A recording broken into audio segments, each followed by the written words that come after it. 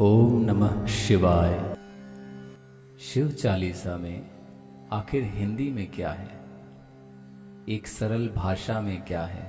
जय गणेश गिरिजा सुवन मंगल मूल सुजान, कहत अयोध्या दास तुम देहु अभय वरदान। हे गिरजा पुत्र अर्थात पार्वती के नंदन श्री गणेश, आप ही समस्त शुभता और बुद्धि के कारण हो, अतः आपकी जय हो।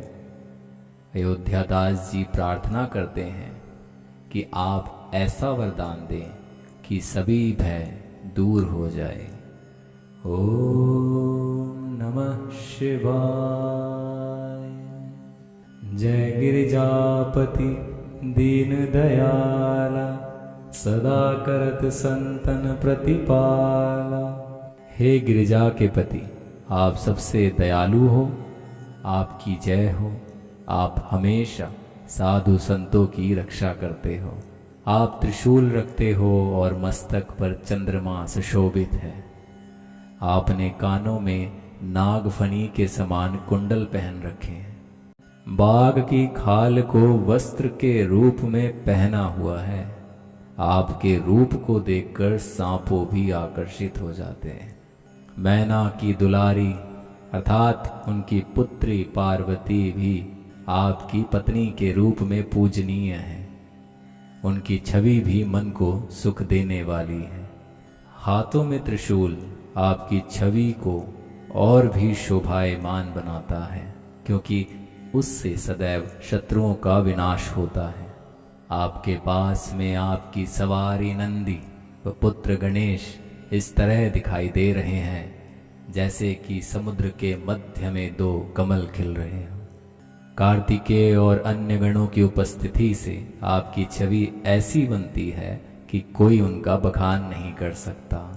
जब कभी भी देवताओं ने संकट के समय में आपको पुकारा है महादेव, आपने सदैव उनके संकटों का निवारण किया है। हे शिव शंभु भोलेनाथ, जब ताड़कासुर नामक राक्षस ने देवताओं पर अत्यधिक अत्याचार किए, तब सभी देवतागण उससे छुटकारा पाने के लिए आपकी शरण में चले आए। हे भोलेनाथ, देवताओं के आग्रह पर आपने तुरंत अपने बड़े पुत्र कार्तिक को वहां भेजा और उन्होंने बिना देरी किए उस पापी राक्षस का वध कर दिया। आपने जालंधर नामक राक्षस का भी संहार किया है प्रभु, जिस कारण आपका यश संपूर्ण विश्व में व्याप्त हुआ। त्रिपुरासुर नामक राक्षस से भी आप ही ने युद्ध कर उसका वध किया और आपकी कृपा से ही देवताओं के मान की रक्षा हुई। तब भागीरथ ने गंगा को पृथ्वी पर लाने के लिए कठोर तप किया। हे महादेव, अपनी जटाओं से गंगा के प्रवाह को अपनी जटाओं में ही समाहित कर लिया। ना ही तो आपके समान कोई दानदाता इस संसार में है।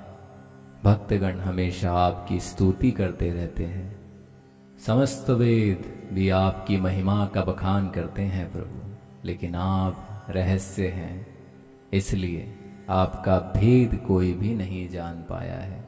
समुद्र मंथन के दौरान विष का घड़ा निकलने पर देवता और असुर भय से कांपने लगे थे। तब मेरे महादेव सभी पर दया कर उस विष को कंठ में धारण कर लिया और उसी समय आपका नाम नीलकंठ पड़ गया। पूजन रामचंद्र जब कीन्हा, जीत के लंक विभीषण दीना। लंका पर चढ़ाई करने से पहले प्रभु श्री राम ने तमिलनाडु के रामेश्वरम में भी आपकी पूजा की थी और उसके बाद उन्होंने लंका पर विजय प्राप्त कर विभीषण को वहां का राजा बनाया था। जब श्री राम आपकी पूजा अर्चना कर रहे थे और आपको कमल के पुष्प अर्पित कर रहे थे, तब आपने उनकी परीक्षा भी लेनी चाहिए। हे भोलेनाथ, आपने उन कमल पुष्पों में से एक कमल का पुष्प छुपा दिया। तब श्री राम ने अपने नेत्र रूपी कमल से आपकी पूजा शुरू की। कठिन भक्ति देखी प्रभु शंकर, भय प्रसन्न दिए चित वर। श्री राम की ऐसी कठोर भक्ति को देखकर आप अत्यधिक प्रसन्न हुए और उन्हें मनचाहा वरदान दे दिया। हे भोलेनाथ, आपकी जय हो प्रभु, जय हो। आपका कोई आदि अंत नहीं है, आपका विनाश नहीं है।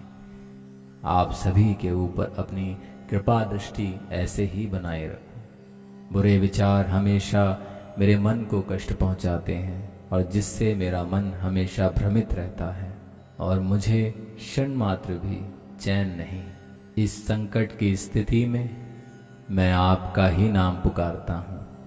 इस संकट के समय आप ही मेरा उद्धार कर सकते हैं। अपने त्रिशूल से मेरे शत्रुओं का नाश कर दो महादेव और मुझे संकट से बाहर निकालो। माता पिता भाई आदि सभी सुख के साथी हैं, लेकिन संकट आने पर हमें कोई नहीं पूछता।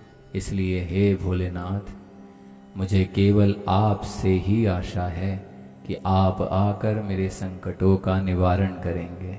आप हमेशा निर्धन व्यक्तियों को धन देकर उसकी आर्थिक समस्या को दूर करते हैं। जो कोई आपकी जैसी भक्ति करता है उसे वैसा ही फल प्राप्त होता है।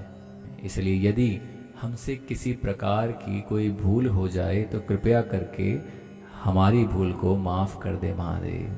हे भगवान शंकर, आप ही सभी संकटों का नाश करने वाले हो, आप ही सभी का मंगल करने वाले हो, आप ही विघ्नों का नाश करने वाले हो। सभी योगी मुनि आपका ध्यान करते हैं और नारद माँ सरस्वती आपके सामने शीश नवा